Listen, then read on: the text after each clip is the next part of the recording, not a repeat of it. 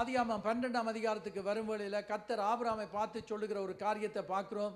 நீ உன் தேசத்தையும் உன் இனத்தையும் உன் தாப்பனுடைய வீட்டையும் விட்டு புறப்பட்டு நான் உனக்கு காண்பிக்கும் தேசத்துக்கு போ என்று சொல்லுகிறதை காணக்கூடியதாக இருக்குது.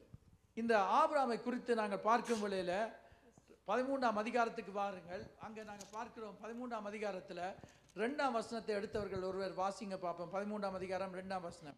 ஆபிரகாம் மிருக ஜீவன்களும் வெள்ளியும் பொன்னுமான ஆஸ்திகளை உடைய சீமானாய் இருந்தான். அவன் ஒரு பெரிய ஆஸ்திகளை உடைய சீமானாய் இருந்தான். ஆகவே நான் யோசித்து பார்த்தேன், இவன் கர்த்தருடைய அழைப்பை பெற்றுக்கொள்வதற்கு முன்பதாகவே சீமானா இருந்தானா, அல்லாவிட்டா கர்த்தருடைய அழைப்பை பெற்ற பின்பு சீமானா இருந்தானா என்று சொல்லி அதை குறித்து வாசித்து படித்து பார்க்கும் வேளையில அங்கே நாங்கள் பார்க்கிறோம் ஆபிரகாமோடு கூட லோத்தும் வருகிறான், அவனுடைய மருமகன், அவனுடைய நெவ்யூ. அங்கே 2 பேருமே நல்ல ஆஸ்தியுடையவர்களாக இருந்தார்கள். அவனுடைய தாப்பன் தேராகு அவன் அங்கே சில காரியங்களை, அவன் ஒரு பிஸ்னஸ் மேன்.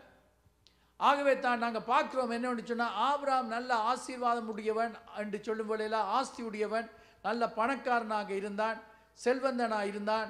அவனுடைய மருமகன் லோத்தும் செல்வந்தனாக இருந்தான். ஆனால் கர்த்தர் ஆபிரகாமை பார்த்து சொல்லுகிறார், நீ உன் தேசத்தையும் உன் இனத்தையும் உன் தாப்பனுடைய வீட்டையும் விட்டு புறப்பட்டு நான் உனக்கு காண்பிக்கும் தேசத்துக்கு போ என்று சொல்லுகிறார். ஆண்டவர் ஒரு காரியத்தை சொல்லும் வேளையில் ஆபிரகாம் என்ன செய்தான்? கீழ்ப்படுகிறதை காணக்கூடியதாக இருக்கிறது. ஆண்டவர் ஒரு வாக்குத்தத்தத்தை கொடுக்கிறார். இந்த காலவெளியில் அருமையான தேவனுடைய பிள்ளைகளை, கர்த்தர் எங்களுக்கு ஒரு காரியத்தை சொல்லும் வேளையில் அந்த காரியத்தை நாங்கள் செய்யும் வேளையில் கர்த்தர் நம்மை ஆசீர்வதிக்கிற தேவனாக இருக்கிறார். கர்த்தரால் கூடாத காரியம் ஒன்றும் இல்லை. எங்களுடைய வாழ்க்கையில் அவர் நிச்சயமாக அழைத்தவர், கரம் பிடித்து நடத்துகிறவர், நடுக்கடலில் கொண்டு வந்து விட மாட்டார். எங்களை அவர் தொடர்ந்து கரைக்கு கொண்டு வந்து சேர்க்கும் வரைக்கும் அவர் கரம் பிடித்து எங்களை நடத்துவார். அவருடைய கரத்தில் எங்களை ஒப்பு கொடுத்து விட்டோம் என்று சொன்னால் அவர் கரம் பிடித்தால் சரி. ஆனால் நாங்கள் கரம் பிடித்து கொண்டிருப்போம் என்று சொன்னால் எங்களுக்கு சறுக்கைக்க நாங்கள் என்ன செய்துடுவோம்? நாங்கள் விட்டுடுவோம். அதனால தான் இயேசு அவர் எங்களை கைவிடவே மாட்டார் என்று சொல்லியிருக்கிறார். அவர் கைவிட மாட்டார், அவர் கைவிடவே மாட்டார். எங்களை கையை பிடித்து கொண்டிருக்கிறவர். நாங்கள் சறுக்கினாலும் அவர் அங்கே பிடித்து கொள்ளுவார். ஸோ நாங்கள் இந்த காலவெளியில் அந்த தேவன் நம்மோடு கூட இருக்கிறார். அவர் அங்கே சொல்லுகிறார் ஆபிரகாமுக்கு, இன்னென்ன காரியங்களை நான் உன்னை இவ்விதமாக ஆசீர்வதிப்பேன் என்று எல்லாம் சொல்லும் வேளையில் அவன் எல்லாத்தையும் கேட்டுவிட்டு அவன் போகிறான். அவன் புறப்பட்டு போனான். 4ஆம் வசனத்தில் லோத்தும் அவனோட கூட போகிறதை காணக்கூடியதாக இருக்கிறது. ஆண்டவர் சொன்ன எல்லாரையும் விட்டுட்டு வான்னு சொல்லி, ஆனால் லோத் அவனோட கூட போகிறான், அவனுடைய மருமகன். இவர்கள் போய்கொண்டிருக்கும் வேளையில் நாங்கள் பார்க்கிறோம் 13ஆம் அதிகாரத்தில் நாங்கள் வாசித்து படித்து பார்க்கும் வேளையில் அவர்கள் 2 பேரும் புறப்பட்டு போய்கொண்டிருக்கும் வேளையில் அவருடைய ஆஸ்திகள் அதிகமாக இருக்கிறதை காணக்கூடியதாக இருக்கிறது. ஆனால் ஆபிரகாமை குறித்து பார்க்கும் வேளையில் அவன் கர்த்தரை ஆராதிக்கிற ஒரு மகனாக இருந்தான். 12ஆம் அதிகாரம் 8ஆம் வசனத்தை வாசித்து பார்க்கும் வேளையில் வாசியங்கள் எடுத்து, பின்பு அவன் அவ்விடம் விட்டு பெயர்ந்து பெத்தேலுக்கு கிழக்கே இருக்கும் மலைக்கு போய் பெத்தேல் தனக்கு மேற்காகவும் ஆயி கிழக்காகவும் இருக்க கூடாரம் போட்டு அங்கே கர்த்தருக்கு ஒரு பலிபீடத்தை கட்டி கர்த்தருடைய நாமத்தை தொழுது கொண்டான். யார் அங்கே தொழுது கொள்கிறது? Abraham. he was a worshipper. 13ஆம் அதிகாரம் 8ஆம் வசனத்தில் வாசித்து பார்க்கும் 13ஆம் அதிகாரம் 4ஆம் வசனத்தை வாசித்து பார்க்கும் வேளையிலும் அங்கே சொல்லப்படுகிறது, தான் முதல் ஒரு பலிபீடத்தை உண்டாக்கினதுமான ஸ்தலம் மட்டும் போனான். அங்கே ஆபிரகாம் கர்த்தருடைய நாமத்தை தொழுது கொண்டான். ஆபிரகாம் அங்கே தொழுது கொள்கிறதை காணக்கூடியதாக இருக்கிறது. கர்த்தரை தொழுது கொண்டான். இந்த கால வேளையில் நாங்கள் முதலாவது படித்துக் கொள்ள வேண்டிய ஒரு காரியம், நான் கர்த்தரை தொழுது கொள்ளுகிற ஒரு மனுஷியாக மாற வேண்டும். I should become a worshipper. நான் ஆண்டவரை தொழுது கொள்ள வேண்டும் என்று சொல்லி காணக்கூடியதாக இருக்கிறது. அங்கே நாங்கள் பார்க்கிறோம் வாக்குத்தத்தத்தை கர்த்தர் 12ஆம் அதிகாரத்தில் ஆபிரகாமுக்கு தான் கொடுக்கிறார். வாக்குத்தத்தம். இன்றைக்கு கர்த்தர் நமக்கு பல வாக்குத்தத்தங்களை தந்திருக்கிறார். எங்கள் ஒவ்வொருவருக்கும் ஆண்டவர் ஒரு வாக்குத்தத்தத்தை தந்திருக்கிறார். நாங்கள் வாசித்து பார்க்கும் வேளையில் அந்த 28ஆம் அதிகாரம் 15ஆம் வசனத்தை வாசித்து 15ஆம் வசனத்தை வாசிங்கள்.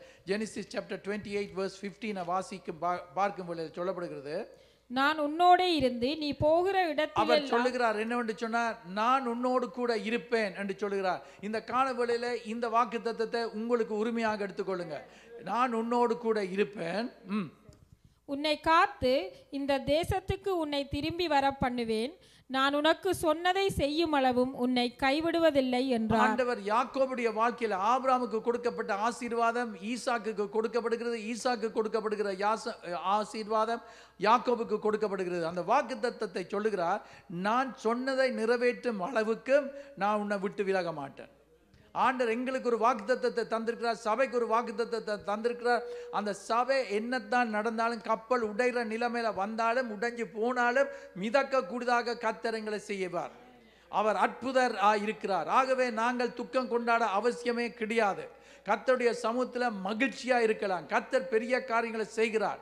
வந்து பாருங்கள் என்று சொல்லும் வேளையில அதிசயங்கள். நோவா பிரசங்கம் பண்ணது போல கர்த்தர் உங்களை கடந்த கிழமையில கொடுக்கப்பட்ட வார்த்தையின்படி நீங்க மற்றவர்களை அழைத்து வரும் வேளையில ஆண்டவர் அவர்களை பாதுகாத்து ரட்சிக்க வல்லவராய் இருக்கிறார்.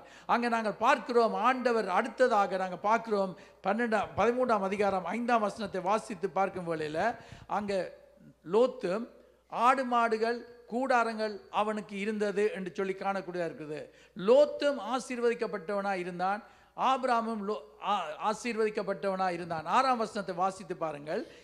அவர்கள் ஒருமித்து குடியிருக்க அந்த பூமி அவர்களை தாங்கக்கூடாது இருந்தது. அவர்களுடைய ஆஸ்தி மிகுதியாய் இருந்தபடியால் அவர்கள் ஒருமித்து வாசம் பண்ண ஒருமித்து வாசம் செய்ய முடியாத அளவுக்கு அவ்வளவுத்துக்கு ஆசீர்வாதங்கள் இருந்தது. அவளுக்கு ஆடுகள், மாடுகள், கழுதைகள், ஒட்டகங்கள் இவைகள் எல்லாம் இருக்குது. அப்போ அவைகளை அங்கே அவர்கள் கவனிக்க வேண்டும். அவர்களுக்கு வேலைக்காரர் நிறைய இருக்கிறார்கள், 2 பக்கத்துக்கும் வேலைக்காரர் இருக்கிறார்கள். இப்பொழுது கர்த்தருடைய வார்த்தையில படித்து பார்க்கும் வேளையில அவர்கள் ஒருமித்து வாசம் செய்ய இயலாமல் போய்விட்டது. 7ஆம் வசனம் தொடக்கம் நாங்கள் 11ஆம் வசனம் மட்டும் வாசித்து பார்க்கும் வேளையில சொல்லப்படுகிறது, ஆபிரகாமுடைய மந்தை மேய்ப்பருக்கும் லோத்துடைய மந்தை மேய்ப்பருக்கும் வாக்குவாதம். பாருங்கள், ஆபிரகாமுக்கும் லோத்துக்கும் இடையில பிரச்சனை வேற இல்லை. ஆனா பிரச்சனை வந்தது மேய்ப்பர்களுக்கு இடையில. அங்க மேய்ப்பர்களுக்கு இடையில பிரச்சனை வந்ததுனால அவர்கள் என்ன செய்தார்கள் என்று சொன்னா 8ஆம் வசனம், லோத்தை நோக்கி ஆபிரகாம் லோத்தை நோக்கி எனக்கும் உனக்கும் என் மேய்ப்பருக்கும் உன் மேய்ப்பருக்கும் வாக்குவாதம் வேண்டாம். நாம் சகோதரர். இந்த தேசமெல்லாம் உனக்கு முன் இருக்கிறது அல்லவா? நீ என்னை விட்டு பிரிந்து போகலாம். நீ இடதுபுறம் போனால் நான் வலதுபுறம் போகிறேன், நீ வலதுபுறம் போனால் நான் இடதுபுறம் போகிறேன். பாருங்கள் என்னன்னு சொன்னா ஒன்றை நான் ஞாபகத்தில் வைத்துக் கொள்ளுங்கள். யாருக்கு ஆண்டவர் வாக்குத்தத்தம் கொடுத்திருந்தார், நான் உன்னை ஆசீர்வதிப்பேன் என்று? ஆபிரகாமுக்கு. ஆபிரகாமோடு கூட லோத்து இருக்கிறதுனால அவனும் ஆசீர்வாதம் பெற்றவனாய் இருக்கிறான். ஒன்றை ஞாபகத்தில் வைத்துக் கொள்ளுங்கள். அங்க யாக்கோபின் நிமித்தமாக லாபானுடைய வீடு ஆசீர்வதிக்கப்பட்டது என்று சொல்லி பார்க்கிறோம். Because of one person Jacob, Laban was blessed என்று சொல்லி காணக்கூடியதா இருக்குது. இன்னும் நாங்கள் பார்க்கிறோம் யோசேப்பின் நிமித்தமாக பார்வோனுடைய வீடும், அது மாத்திரமல்ல அங்க நாங்க காணக்கூடியதாக இருக்கிறது போத்திபாருடைய வீட்டிலையும் ஆசீர்வாதம் இருக்கிறத காணக்கூடியதா இருக்குது. இன்றைக்கு நீங்க இருக்கிறதுனால தான் உங்களோட வீட்டில் ஆசீர்வாதம் வந்து கொண்டிருக்க கூடும். அல்லாவிட்டா ஒரு ஆசீர்வதிக்கப்பட்ட ஒரு நபர் இருக்கிறதுனால தான் நீங்க ஆசீர்வாதம் பெற்றுக்கொண்டிருக்க கூடும். சில வேளைகளில் சகோதரர்கள், பிள்ளைகள், சில வேளைகளில் குடும்பத்தினர் கீழ்ப்படியாமல் நடந்து கொண்டிருந்தாலும் அவங்க நல்லா இருக்கிறதுக்கு ஒரே ஒரு காரணம் என்னென்னா பிகாஸ் ஆஃப் யூ. அந்த ஆபிரகாமோடு கூட இருக்கும் வேளையில அந்த அனாயிண்டிங் அந்த ஆபிரகாமுக்கு மேலே இருக்குது, அந்த பிளெஸிங்ஸ் அவன் மேலே இருக்குது. ஆகவே அவனோடு கூட இருக்கிற லோத்தும் ஆசீர்வாதம் பெற்றுக்கொண்டிருக்கிறான். இப்பொழுது இவங்கள் என்ன சொல்லுகிறார்கள், நீ இப்பொழுது போன்று சொல்லும் வேளையில என்ன செய்கிறான் என்று சொன்னா நாங்க பார்க்கிறோம். லோத்து என்ன செய்கிறான்? அடுத்த வசனத்தை வாசிச்சு பாருங்க, சொல்லப்படுகிறது. அப்பொழுது லோத்து தன் கண்களை ஏறெடுத்து பார்த்து, அப்பொழுது லோத்து என்ன சொல்லி இருக்க வேண்டும்? உடனே கண்ணெடுத்து பார்க்கிறான். லோத்து இவன் போக சொல்லிக்க லோத்து என்ன செய்திருக்கணும் தெரியுமா? அவன் சொல்லியிருக்கணும், நாம விட மாட்டேன். நாங்க காணக்கூடியதா இருக்கிற ரூத் அதைத்தான் சொன்னாள். நகோமியை பிடித்து கொண்டு அவ சொன்னா, நான் உம்மை விட்டு போக மாட்டேன், என்ன துரத்த இயலாத, இல்லையாப்பா போ, எனக்கு பிள்ளைகளை பெற்று தர இயலாத, இப்படி எல்லாம் சொன்னாலும் நான் உம்மை விட்டு போக மாட்டேன். இப்படி பேச வேண்டாம், கதைக்க வேண்டாம். இன்றைக்கு அதுதான் எங்களுக்குள்ள இருக்க வேண்டும். நான் இருக்கிற இடத்துல என் கர்த்தர் என்னை ஆசீர்வதிக்கிற தேவன், எனக்கு எல்லாத்தையும் தந்திருக்கிற தேவன். என்னை கர்த்தரை விட்டுட்டு நீ வா, நான் உனக்கு இது எல்லாத்தையும் தருவேன் என்று சொன்னாலும் கர்த்தரை விட்டுட்டு நாங்கள் போகக்கூடாது. கர்த்தருக்குள்ள உறுதியாக நிலைத்திருக்கணும். ஆசீர்வதிக்கிறவரை விட்டுட்டு போனால் எங்களுக்கு ஆசீர்வாதம் இல்லை. லோத்து அவன் போயிருக்க கூடாது. சொன்ன உடனே ஒரு கதையும் இல்லை. வாசிங்க அந்த இடத்துல அவன் என்ன செய்தானா, கண்ணெடுத்து எங்க கண்ணெடுத்து பார்த்தானா, வாசிங்க. லோத்து தன் கண்களை ஏறெடுத்து பார்த்து யோர்தான் நதிக்கு நீ அருகான வடக்கு போனா நான் தெற்கு போறேன், மேற்கு போனா கிழக்கு போறேன், நான் எங்கே போவேன்? ஆபிரகாம் பயமில்லாம சொல்றான். இவன் என்ன செய்யறான்? கண்ணை எடுத்து ஏறெடுத்து பார்த்து அருகான சமபூமி முழுவதும் நீர்வளம் பொருந்தினதாய் இருக்க கண்டான். கர்த்தர் சோதோமையும் கொமோராவையும் அழிக்கும் முன்னே சோவாருக்கு போம் வழி மட்டும் அது கர்த்தருடைய தோட்டத்தை போல ஏதேன் தோட்டம் இருந்தது போல, ஏதேன் ஆசீர்வதிக்கப்பட்ட ஒரு இடம் அப்படி இருக்கிறது போல இவன் பார்க்கிறான். எப்படி இருந்தது? அங்க சோதம் கொமோரா இருக்கிறத பார்க்கிறான். அவனுக்கு தன்னை மாடு மிருகங்கள் எல்லாத்துக்கும் என்ன நல்ல சாப்பாடு கொடுக்கலாம், ஒரு பிரச்சனையும் இல்லை, பசுமையா இருக்குது. இவன் உடனே கண்ணை ஏறெடுத்து பார்த்தான். அவனுக்கு நல்லா இருந்தது, உடனே வெளிக்கிட்டுட்டான். இன்றைக்கு நான் சொல்லுகிறேன் என்னன்னு சொன்னா, ஆட்களுக்கு வெளியில பார்க்க நல்லா தான் இருக்கு. பைபிளில் ஒரு வசனம் இருக்குது, மனுஷனுக்கு செம்மையாய் தோன்றுகிற வழி உண்டு, அதை முடிவோ மரண வழிகள். சும்மா பார்த்த உடனே நல்லா செழிப்பா இருக்குது, பார்த்த உடனே அது நல்லா இருக்குது, பார்த்த உடனே இதை செய்வோம் என்று அவங்க அங்க போறாங்க இங்க போறாங்க, அது நடக்குது இது நடக்குது, நாங்களும் போவோம் என்று சொல்லி போனா அழிவு வரப்போகிறது என்பதை நான் இன்றைக்கு இந்த காலவெளியில சொல்லுகிறேன். கர்த்தருடைய மகனோடு, அபிஷேகம் பண்ணப்பட்டவனோடு, ஆசீர்வதிக்கப்பட்டவனோடு, ஆபிரகாமோடு கூட லோத்து இருக்கிற காலத்தில் அவன் செல்வந்தனாக இருந்தான், செழிப்பா இருக்குது. அவன் சொல்லியிருக்கலாம், ஆபிரகாம் கிட்ட லோத்து சொல்லியிருக்கலாம், என்னண்டா நாம விட்டு போக மாட்டேன், ஆனால் கொஞ்சம் தூரமான இடத்துக்கு உம்மோடு ஒரு ஐக்கியம் வைத்து கொண்டு தான் இருப்பேன், இவங்களை அங்கால போய் மேய்க்க சொல்லி போட்டு வருவேன், நான் சூப்பர்வைஸ் பண்ணுவேன், மேற்பார்வை பார்ப்பேன், பார்த்துட்டு வந்திருக்கலாம். ஆனா உடனே வெளிக்கிட்டு போன. அடுத்த வசனத்தை வாசிங்க தொடர்ந்து. அப்பொழுது லோத்து யோர்தானுக்கு அருகான சமபூமி முழுவதையும் தெரிந்து கொண்டு கிழக்கே பிரயாணப்பட்டு போனான். இப்படி அவர்கள் ஒருவரை அங்க பிரிந்து போனார்கள். இன்றைக்கு என்னன்னு சொன்னால், ஆபிரகாமுக்கு தெரியும் என்னன்னு சொன்னா, அழைத்தவர் என்னோட இருக்கிறார். உங்களுக்கு அது தெரியணும், அழைத்தவர் உங்களோடு கூட இருக்கிறார், அபிஷேகம் பண்ணினவர் உங்களோடு இருக்கிறார். யார் எங்களை விட்டு போனாலும் அந்த இடத்துல கர்த்தர் பெருக பண்ணுவார். அதுதான் நீங்க அறிந்து கொள்ள வேண்டும். அழ தேவையில்லை, கவலைப்பட தேவையில்லை. எந்த பிரச்சனை வந்தாலும், வேலை இல்லாம போனாலும் கர்த்தர் என்ன போஷிக்க வல்லவராயிருக்கிறார். என்ற ஆண்டவர் எனக்கு தருவார் வேலையை, பெட்டர் ஜாபை தருவார், ஈஸியான ஜாபை தருவார், பெட்டர் சேலரியோட ஆண்டவர் தருவார். எனக்கு ஆண்டவர் ஆசீர்வாதங்களை தருகிறவர். ஒன்று இல்லாம போனதென்றால் கர்த்தர் ஒரு வாசலை அடைத்தால் இன்னொரு வாசலை திறப்பார். If God be for us, who can be against us? கர்த்தர் நம் பட்சத்தில் இருந்தால் நமக்கு விரோதமா இருப்பவன் யார்? எங்களுக்கு தான் வெற்றி, எங்களுக்கு தான் ஜெயம் இருக்குது. அங்க நாங்க பார்க்கிறோம் என்னன்னு சொன்னா, அங்க யோசபாத்துக்கு விரோதமாக திரளான கூட்டம், ஏராளமான கூட்டம். நீங்க அதை வாசித்து பார்க்கும்போது தெரியும், பயங்கரமான கிரவுட் வந்துட்டுது, பயங்கரமான போராட்டம் நடக்க போகுது. இவனுக்கு கொஞ்சம் ஆக்கள் தான் பயப்படுகிறான், கர்த்தரை நோக்கி கூப்பிடுகிறான். கர்த்தர் சொன்னார் என்ன தெரியுமா? பாட்டு பாடுற ஆக்களை கொண்டு வந்து நிறுத்தண்டார், துதிக்க ஆரம்பிக்க தொடங்கினார். பாட்டு பாட ஆரம்பித்தார்கள், வெற்றியை ஆண்டவர் கொடுத்தார். இன்றைக்கு உங்களுடைய வாழ்க்கையில் ஒரு ஜெயம் வேணுமா, வெற்றி வேணுமா, ஆண்டவரை துதிக்க ஆரம்பியுங்கள், பாடல்களை பாடி ஆராதியுங்கள்.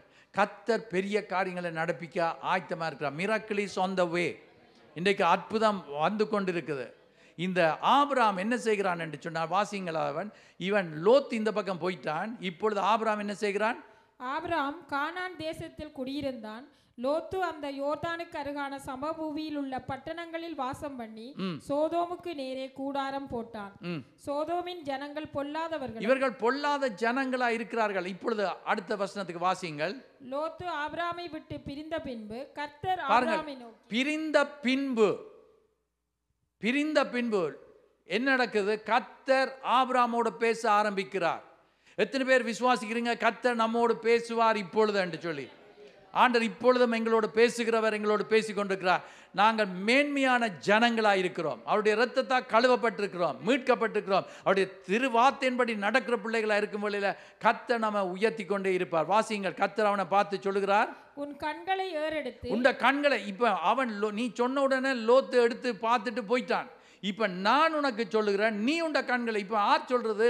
ஆபிரகாம் அல்ல, ஒரு மனுஷன் அல்ல, கடவுள் ஆபிரகாமுக்கு சொல்லுகிறார். கர்த்தர் சொல்லுகிற வார்த்தையை நாங்க கேட்டு நடப்போம் வேண்டாம். எத்தனை பேர் நான் சொல்லுகிறத விளங்கி கொள்றீங்களோ இல்லையோ தெரியாது. ஒரு மனுஷன் சொல்லுகிறத கேட்டு நடந்தோம் என்று சொன்னால் எங்களுக்கு எல்லாமே பெரிய சிக்கலாக மாறும். ஒரு பெரிய ஒரு குழியில விழுந்தது போல இருக்கும். ஆகவே இந்த காலவேளையில கர்த்தர் சொல்லுகிறது, கர்த்தருடைய வார்த்தை தான் எங்களுக்கு வேணும். எத்தனை பேர் விசுவாசிக்கிறீங்க? தேவனுடைய வார்த்தை எங்களுக்கு வேணும். அது ஜீவனை கொடுக்கிறது, வல்லமை கொடுக்கிறது, ஆசீர்வதிக்கிறது, பெருக பண்ணும். எங்களுக்கு அதுதான் வழிகாட்டியா இருக்குது. ஆகவே கர்த்தர் ஆபிரகாமுக்கு பார்த்து சொல்லுகிறது என்னவென்றால், நீ இருக்கிற இடத்திலிருந்து வடக்கேயும் தெற்கேயும் கிழக்கேயும் மேற்கேயும் நோக்கி பார்.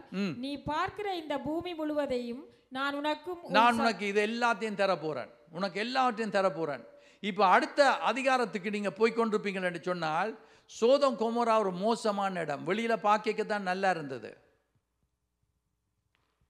தாவீதை அபிஷேகம் பண்ண கர்த்தர் அனுப்பின வேளையில அவனுடைய வீட்டுக்கு சாமுவேல் போகும் வழியில் தாவீதை காணும்பதுக்கு முன்பதாக அவனுடைய சகோதரர்களை கண்டு சாமுவேல் அவர்களை அபிஷேகம் பண்ண யோசித்த நேரத்தில் கர்த்தர் சொல்லுகிறார், மனுஷன் முகத்தை பார்க்கிறான், நானோ இருதயத்தை பார்க்கிற தேவன்.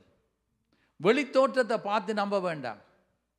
எல்லாமே பேட்டா இருக்கலாம், எல்லாமே கூடாதா இருக்கலாம், கெடுதியா இருக்கலாம். ஆனால் அந்த இடத்துல கர்த்தர் ஒரு பெரிய காரியத்தை நடப்பிக்க வல்லவராக இருக்கிறார். Something good is going to happen to all of us. எல்லாருக்கும், நம்ம அனைவருக்கும் ஆண்டவர் ஏதோ ஒரு நன்மையை செய்ய போறார்.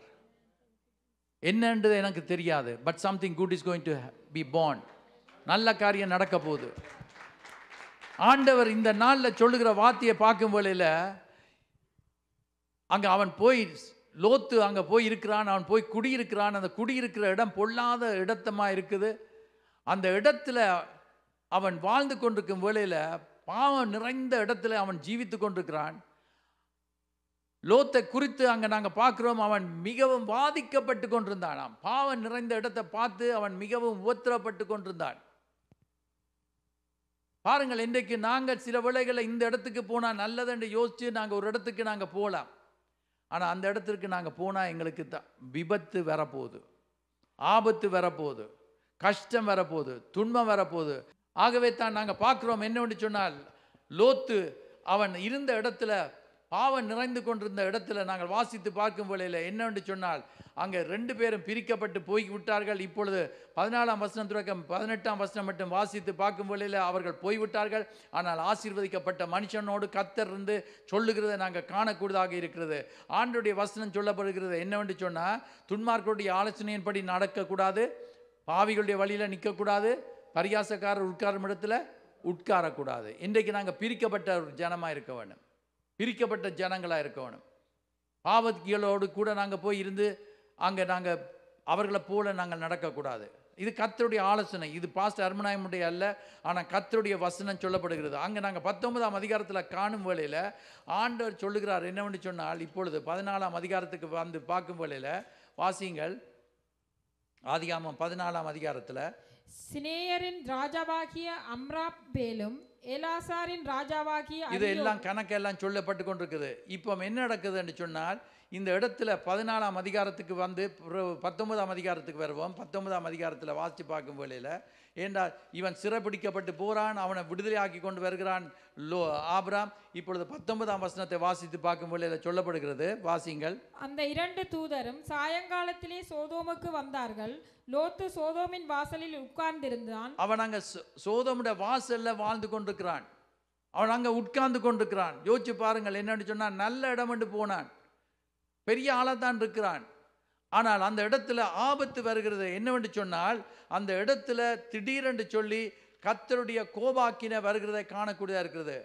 அந்த இடத்துல பாவிகள் நிறைய பேர் இருக்கிறார்கள், துன்மார்க்கமான ஜீவித்து கொண்டிருக்கிறார்கள். நீங்கள் அங்கே வாசித்து பார்க்கும் வேளையில் வீட்டில் அந்த அதிகாரங்களை வாசித்து பாருங்கள், வசனங்களை வாசித்து பார்க்கும் வேளையில் துன்மார்க்கமான ஜீவித்து கொண்டிருக்கிறார்கள். ஆனால் என்ன நடக்கிறது என்று சொன்னால், இந்த தேவதூதர்கள் இங்கே வந்து இந்த பட்டணத்தை அழிப்பதற்கு முன்பதாக யாரை சந்தித்தார்கள்? ஆபிரகாமை சந்தித்தார்கள். ஆபிரகாமுக்கு சொன்னார்கள், கர்த்தருடைய மகனுக்கு நான் இதை அறிவிக்க வேண்டும் என்று சொல்லி அவர்கள் அறிவிக்கிறார்கள். அவர்கள் சொல்லுகிறார்கள் சோதம் குமோரா அழிக்கப்பட போகுது என்று. அப்பொழுது ஆபிரகாம் அவர்களுக்காக பரிந்து பேசுகிறான், ஜெபம் பண்ணுகிறான். ஆனால் அந்த ஜெபத்தை அதுக்கு பின்பதாக ஆண்டவர் இந்த 2 பேரையும் அனுப்பும் வேளையில், சோதம் குமோரா அழிக்கப்படும் வேளையில், நாங்கள் வாசித்து பார்க்கும் வேளையில் 19ஆம் அதிகாரத்தில் அங்கே அழிக்கப்படும் வேளையில் இவனுக்கு இருந்த எல்லா ஆஸ்திகளும் எல்லாத்தையும் விட்டுட்டு ஒன்றும் இல்லாமல் அவன் போய்கொண்டிருக்கிறான். அவனுடைய பிள்ளைகளும் அவனுடைய மனைவியோடும் போய்கொண்டிருக்கிறான். அவன் போகும் வேளையில் என்ன நடக்கிறது? ஆண்டவர் சொன்னால் பின்னிட்டு பார்க்கக்கூடாது என்று அக்கினி பற்றி எரிய போகுது, அக்கினி பற்றி எரிய போகுது, எல்லாத்தையும் அழிக்க போகுது. இவன் கொண்டு போனானா? ஆடு மாடுகளை கொண்டு போனானா? பவுனை கொண்டு போனானா? வெள்ளியை கொண்டு போனானா? ஒன்றும் இல்லை. எல்லாத்தையும் விட்டுட்டு இவங்களை கூட்டி கொண்டு போகும் வேளையில் அவனுடைய மனைவி திரும்பி பார்த்ததுனால அவளும் அழிந்து விட்டாள். இவன் கடைசியாக 2 பிள்ளைகளோட மாத்திரமே போய் அவனுடைய வாழ்க்கை எப்படி என்ன நடந்தது என்று சொல்லி நீங்கள் காணலாம். ஏனென்று சொன்னால் கர்த்தர் ஆபிரகாமை நினைத்தருளினார். 29ஆம் வசனத்தை வாசித்து பார்க்கும் வேளையில் சொல்லப்படுகிறது என்னவென்று சொன்னால் 19ஆம் அதிகாரம் 29ஆம் வசனம், தேவன் அந்த சமபூமியின் பட்டணங்களை அழிக்கும் போது தேவன் ஆபிரகாமை நினைத்து, ஆண்டவர் ஆபிரகாமை நினைத்தார். நான் ஒன்று இன்றைக்கு இந்த காலவெளியில் திரும்ப இன்னொரு காரியத்தை சொல்லுகிறேன். அழிவு வரும் வேளையில் உங்களையும் என்னையும் கர்த்தர் நினைவு கூறுவார். ஆண்டவர் எங்களை பாதுகாப்பார். ஆண்டவர் ஆபிரகாமை நினைவு கூர்ந்ததுனால தான் லோத்தை பாதுகாத்தார். எங்களுக்கு பாதுகாப்பு கர்த்தர் கொடுக்க வல்லவராக இருக்கிறார். ஆபத்து வர்றது தான். இப்பொழுது பல காரியங்கள், செய்திகள் அங்கே கேட்கும் வேளையில், தீர்க்க தரிசனங்களை கேட்கும் வேளையில் ஆண்டவராய் இயேசு கிறிஸ்துவின் வருகை எவ்வளவு சீக்கிரமாக இருக்குது, என்ன நடக்க போகிறது என்று சொல்லி எல்லாம் பல காரியங்கள் இருக்கிறது. நாங்கள் அதுக்கு பயப்பட அவசியம் இல்லை. ஆனால் எங்களை பரிசுத்தப்படுத்துறதுக்கு ஆயத்தப்படுத்துறதுக்கு ஒரு நல்ல காலத்தை கர்த்தர் கொடுக்கிறார்.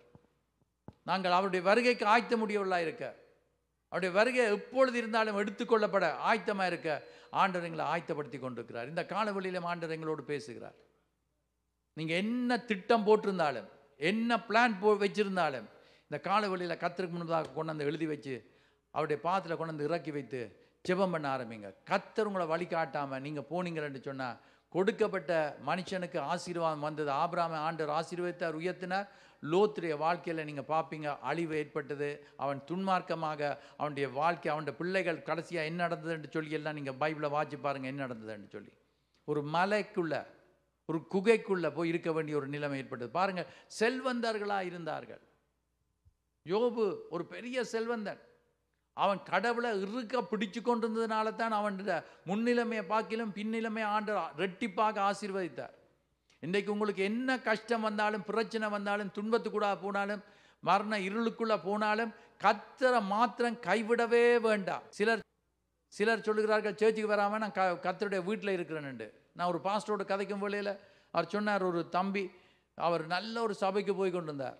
ஆனால் அவருக்கு பிடிக்கல சபை. அவர் வீட்டில் இருந்து ஆண்டவர் ஆராதிக்கிறாராம். வர சொன்னாலும் சேர்ச்சுக்கு இல்லை, நான் பரவாயில்ல, நான் இருந்து ஆராதிக்கிறேன். கர்த்தர் என்ன சொல்கிறார்? சபை கூடி வாரத்தில் விட்டுடக்கூடாது, தனியாக இருந்து ஆராதிக்கன்னு சொல்ல இல்லை, சபைக்கு வர வேணும். சபை கூடி வர்ற நேரம் எல்லாம் நாங்கள் அது எப்போமெல்லாம் கூடி வருகிறோமோ அப்பொழுதெல்லாம் வரும் வேளையில் தேவ வாத்தியத்தை நீங்கள் கொடுத்து கொண்டிருக்கிறோம். வாத்தியை கொடுக்கும் வேளையில் உற்சாகம் ஏற்படுகிறது, விசுவாசம் பெறுகிறது, நிச்சயமாக காரியங்கள் நடக்கும். அப்பொழுது மக்கள் நல்ல செழிப்பாக இருப்பார்கள். இந்த தம்பியை கூப்பிட்டு கடைசியாக கூட்டிக் கொண்டு வந்து இன்றைக்கு அந்த சர்ச்சில் நல்ல ஒரு மகனாக ஊழியங்கள் அவர் சொல்கிறார், இந்த சர்ச் எனக்கு ஆசீர்வாதமாக இருக்குதுன்னு இன்றைக்கு ஃபெய்த்ஃபுல்லாக நிற்கிறாராம். இன்றைக்கு நான் சொல்லுகிறேன், எத்தனையோ பேர் சர்ச்சுக்கு போகாமல் நிற்கிற ஆக்களை கூட்டிக் கொண்டு வாங்க. உங்களுக்கு சர்ச்சில் சொல்லி கொடுக்குறத நீங்கள் அதை நடைமுறையில் கொண்டு வந்தீங்கன்னா ஆசீர்வாதம் வரும், செழிப்பு இருக்கும். எவ்வளோ பேர் நீங்கள் கஷ்டப்பட்டு வேலை செய்கிறீங்க, ஆனால் பணத்தை கொண்டு வந்து ரோட்டை பாக்கெட்டில் போட்ட மாதிரி போகுது. ஆண்டவர் காசு மக்களுக்கு இருக்குது, ஹாலிவுட்டில் இருக்கிறவங்களுக்கு எல்லாம் எவ்வளோ பெரிய ஃபேம் இருக்குது. நான் நெடுகிலும் யோசிப்பேன், இவங்களெல்லாம் அவங்கள்ட்ட இருக்கிற வெஹிக்கிள்ஸ், அவங்களுக்கு இருக்கிற பணம் என்ன எல்லாம் இருக்குது, எல்லாம் வசதிகள் இருக்குது, கன்வெர்ட்டபிள்ஸ் எல்லாம் இருக்குது. ஆனால் நிம்மதி எத்தனையோ பேருக்கு இல்லை. தற்கொலை செய்த கதைகள் நாங்கள் கேள்விப்பட்டுக்கிறோம் செய்திகள். இன்றைக்கி நான் சொல்லுகிறேன், எங்களுக்கு இருக்க சாப்பிட்றதுக்கு சாப்பாடு, குடிக்கிறதுக்கு குடிக்க ஆண்டவர் எங்களுக்கு எல்லாத்தையும் தந்திருக்கிறார். அதுக்காக நன்றி சொல்லுவோம். நீரை அதிகமாகவும் ஆசீர்வதிக்க வேண்டாம், குறைவாக வறுமையிலையும் வைத்திருக்க வேண்டாம், வைத்திருக்கிற அளவில் என்னை வைத்திருந்தால் நான் சந்தோஷமாக இருப்பேன் என்று பைபிளில் சொல்லப்பட்டிருக்குது. இன்றைக்கு இருக்கிறது போதும் என்ற மனதோடு நாங்கள் இருப்போம். கர்த்தர் எங்களுக்கு பெரிய காரியங்கள் செய்வார். எங்களை ஆசீர்வதிக்கிற தேவன். இந்த கால வேளையில் நாங்கள் ஒன்றை பார்க்குறோம். ஆசீர்வதிக்கிற நபரை விட்டு அவன் லோத்து வெளிக்கிட்டு போயிட்டான். அவன் ஆபிரகாமோடையே இருந்திருந்தால் ஆசீர்வாதம் வருவது போல நாங்கள் ஆசீர்வதிக்கிற தேவனோடையே இருப்போம் என்று சொன்னால் ஆசீர்வாதம் எங்களுக்கு விட்டு போகாது. ஆசீர்வாதம் எங்களுக்கு எப்பொழுதும் இருக்கும். எங்களுடைய கண்களுக்கும் எங்களுடைய மனதுக்கும் மற்றவர்கள் சொல்லுகிறதுக்கும் கேட்டு நடப்போம் என்று சொன்னால் எங்களுக்கு முடிவு மரணம் தான், வேதனை தான், துன்பம் தான், துயரம் தான். இன்றைக்கு அருமையான தேவனுடைய பிள்ளைகளை, இன்றைக்கு நாங்கள் கர்த்தருக்குள்ள உறுதியாக நிலைத்திருப்போமாக. எல்லாரும் ஜெபம் பண்ண போகிறோம். கர்த்தர் எங்களை மறக்க மாட்டார். ஆபிரகாமை நினைவு கூர்ந்தது நிமித்தமாக லோத்தும் அவனுடைய குடும்பமும் பாதுகாக்கப்படுகிறதை காணக்கூடியதாக இருக்குது. இந்த வருஷத்தில் ஆண்டவர் எங்களுக்கு தந்த வாக்குத்தத்தத்தை நாங்கள் இருக பிடிப்போம் என்று சொன்னார். அவர் எங்களை மறக்க மாட்டார். அவர் எங்களை மறக்க மாட்டார். நீங்கள் சொல்லணும்னா என் தாசனாகிய யாக்கோபே உன்னை மறக்க மாட்டார், இல்லை என்ன மறக்க மாட்டார். சொலமனே உன்னை கர்த்தர் மறக்க மாட்டார். அழைத்தவர் உண்மை உள்ளவர். கடைசி வரையும் எங்களை வழி நடத்துவார். எல்லாரும் கண்களை மூடி ஜெபம் பண்ணுவோமா? உங்களோட பேரை சொல்லி உங்களை ஆண்டவர் மறக்கவில்லை. இன்றைக்கு ஆண்டவர் உங்களை வைத்திருக்கிறார் ஒரு நோக்கத்தோடு, ஒரு ஆசீர்வாதத்தை கொடுக்க ஆயத்தமாக இருக்கிறார். கேட்டுக்கொள்ளுங்க. நீங்கள் கர்த்தரை விட்டு தூரம் போயிருந்தால், நீங்கள் சில காரியங்களை செய்ய உங்களோட பாட்டுக்கு நீங்கள் பிளான் பண்ணி கொண்டு இருந்தால், இப்பொழுது ஜெபம் பண்ணுங்கள். எல்லாத்தையும் கொண்டு வந்து அந்த பிளான்ஸ் எல்லாத்தையும், அது பிஸ்னஸாக இருக்கலாம், நீங்கள் மூவ் பண்ணுறதுக்கு யோசிச்சு கொண்டிருக்கலாம், எல்லாத்தையும் கர்த்தருடைய பாத்திரம் வச்சு ஜெபம் பண்ணுங்கள். லோத்துடைய வாழ்க்கையில் நடந்தது போல நடக்கக்கூடாது. செழிப்பாக இருக்க வேணும், ஆசீர்வாதமாக இருக்கணும். மனுஷனுக்கு செம்மையாக தோன்றுகிற வழி உண்டு. கண்களின் நிச்சய நாங்கள் பார்க்கிறோம். அவன் கண்களுக்கு நல்லா இருந்தது, நாங்கள் காணக்கூடியதாக இருக்கிறது. ஏவாளும் அந்த கனியை பார்க்கும் வேளையில் அருமையாக தான் இருந்தது. ஆனால் கடைசி முடிவு வேதனை தான். எங்களுடைய கண்கள் பார்க்குறபடி நாங்கள் போகக்கூடாது. அதுதான் மாம்ச இச்சை, கண்கள் இச்சை, ஜீவனத்தை பெருமை. இது மூன்றும் தேவனிடத்திலிருந்து வந்தது அல்ல என்று சொல்லப்பட்டிருக்கிறது. இது உலகத்தில் வந்திருக்கிறது, உலகத்தால். ஆகவே இன்றைக்கு நாங்கள் எங்களுடைய வாழ்க்கையை ஆராய்ந்து பார்க்கும் வேளையில் கர்த்தருக்கு பிரியமில்லாத காரியங்கள் இருக்கும் என்று சொன்னால் அவைகளை அறிக்கை செய்து விட்டு விலகுவோம். இந்த கால வேளையில் ஆண்டவரே என்னை ஆராய்ந்து பாரும் என்று சொல்லி ஆராய்ந்து பார்க்க ஒப்பு கொடுங்க. பாப்போம், உங்களை ஆராய்ந்து பாருங்கள். ஆராய்ந்து பார்த்து கர்த்தருக்கு முன்பாக நல்லா வரும் வேளையில் அந்த ஃப்ளோ, ஆசீர்வதிக்கிற நதி உங்களுடைய ஜீவியத்தில் பாய்ந்து ஓடும். blessing is on the way. ஆசீர்வாதம் வந்து கொண்டிருக்கிறது. அது இப்பொழுதே அது நடக்க கர்த்தர் கிருபையை அளிப்பாராக. Receive it, receive it. இந்த கால வேளையில் எல்லா கண்கள் மூடி இருக்கும் வேளையில், எல்லா தலைகள் குனிந்திருக்கும் வேளையில், கர்த்தரோடு நீங்கள் ஒப்புரவாகி கொள்ளுகிற இந்த நேரத்தில் நாங்கள் ஜெபம் பண்ண போகிறோம். கர்த்தர் எங்களுடைய ஜெபத்தை கேட்பாராக. கர்த்தர் எங்களுடைய ஜெபத்துக்கு பதில் அளிப்பாராக. உங்களுடைய ஜெபத்தை கர்த்தர் கேட்கிறார். நீங்கள் வாய்களை திறந்து ஜெபம் பண்ணுங்கள். எனக்காக நீங்கள் நிற்க வேண்டாம். நீங்கள் ஜெபம் பண்ணுங்க. நீங்கள் ஜெபம் பண்ண தொடங்குங்க. இதாவே உங்களை துதிக்கிறேன் ஐயா, உங்களை ஸ்தோத்திரிக்கிறேன் ஐயா. இந்த கால வேளையில் எனக்கு ஆபிரகாமுக்கு போல உங்களுக்கு கீழ்ப்படுகிற மகனாக நான் ஜீவிக்க விரும்புகிறேன். லோத்தை போல நான் என்னுடைய விருப்பப்படி நான் போக விரும்பவில்லை. அழிவை நான் காண விரும்பவில்லை. ஆண்டவரே, ஆசீர்வாதத்தை பெற்றுக்கொள்ள நான் இருக்க விரும்புகிறேன். நீங்கள் என்னை மறக்க மாட்டீங்கள். நீங்கள் சொன்னதை நிறைவேற்றும் வரைக்கும் என்னை கைவிடவே மாட்டீங்கள். சொன்னதை நிறைவேற்றுகிற தேவன், பொய்யுரையாத தேவன், வாக்கு மாறாத தேவன். வாக்கு தத்தங்கள் ஆம் என்றும் ஆமேன் என்றும் இருக்கிறது. அந்த தேவன் இந்த காலவெளியில் நம்மோடு கூட இருக்கிறார். எனக்காக ஜெபம் பண்ணுங்கள். நான் என்ன கர்த்தருக்கு இந்த காலவெளியில் திரும்பவும் புதிதாக அர்ப்பணித்திருக்கிறேன். நான் கிறிஸ்தவன் தான், கிறிஸ்தவள் தான், நான் ஆண்டவருடைய பிள்ளை தான், நல்ல ஆவியில் நிரம்பி ஜெபம் பண்ணுறேன் தான். ஆனால் இந்த நேரத்தில் கர்த்தர் என்னோடு பேசியிருக்கிறார். நான் என்னை கர்த்தருக்கு ஒப்பு கொடுக்குறேன் என்று சொல்கிற ஆக்கள் மாத்திரம் எழுப்பி நில்லுங்கள். உங்களுக்காக நான் ஜெபம் பண்ண ஆயத்தமாக இருக்கிறேன். அப்படிப்பட்டவர்களுக்கு மாத்திரம்தான், மற்ற எல்லாரும் எழுப்ப அவசியம் இல்லை. Thank you Jesus. எழுந்து நிற்கிறவர்களுக்காக நான் ஜெபம் பண்ணுகிறேன். பிதாவே, இந்த காலவெளியில் சுவாமி எழுந்து நிற்கிற ஒவ்வொருவருக்காக ஜெபம் பண்ணுகிறேன். இருதயத்தை காண்கிற தேவன் நீங்க சுவாமி. அன்பின் ஆண்டவரே, உங்களுக்கு தங்களை முழுமையாக அர்ப்பணிக்கிறார்கள். ஆண்டவா, இவர்கள் எங்கு சென்றாலும் ஆண்டவா ஆசீர்வாதங்களை பெற்றுக்கொள்ளக்கூடிய விதத்தில் ஆண்டவா நீங்கள் அவர்களோடு கூட இருந்து அவளை வழி நடத்தும்படி கேட்கிறேன். இதுவே வழி, இதில் நடந்து சொல்லுகிற சத்தத்தை கேட்க கிருபைத்து கொடுக்கும்படி கேட்கிறேன். தொடர்ந்து சபையாரை ஆசீர்வதிக்கிறேன். இந்த நாளிலும் எங்களோட ஆராதனையில கலந்து கொள்ள முடியாமல் தடைப்பட்டு இருக்கிறவர்களுக்காக நான் ஜெபம் பண்ணுகிறேன். வியாதியோடு இருக்கிறவர்களுக்காக, வேற எந்த பிரச்சனையோடு இருந்தாலும் வர முடியாமல் இருக்கிறவர்களுக்காக நான் ஜெபம் பண்ணுகிறேன். அவர்களுக்கு அந்த தடைகளை அகற்றி எங்களோடு சேர்ந்து ஆராதிக்க கிருபைத்து தரும்படி கேட்கிறேன். விடுமுறைக்கு தூரமான இடங்களுக்கு போயிருக்கிறவர்களுக்காக ஜெபம் பண்ணுகிறேன். பாதுகாத்து எங்கள் மத்தியில் சுகத்தோடு பெலனோடு ஏற்ற வழியில கொண்டு வந்து சேர்க்கும்படி கேட்கிறேன். இப்பொழுதும் சுவாமி ஆண்டவர் யாரெல்லாம் வருத்தங்களோடு இருக்கிறார்களோ அன்பின் ஆண்டவரே எல்லாத்திலிருந்து முற்றுமா நீக்கி பூர்ண சுகத்தை கொடுக்கும்படி கேட்கிறேன். எங்கள் எல்லாரையும் எல்லா காலோடும் காத்து வழிநடத்தும்படி இயேசுவின் நாமத்தில் கேட்கிறோம் பிதாவே, ஆமென். நம்முடைய கர்த்தராகிய இயேசு கிறிஸ்துவின் கிருபை, தேவனுடைய அன்பு, பரிசுத்த ஆவியானோட ஐக்கியம் அவருக்காக வாழ ஒப்பு கொடுத்துக்கிற ஒவ்வொருவரோடும் இன்றும் இன்னும் சதா காலங்களிலும் எப்பொழுதும் இருப்பதாக. ஆமென்.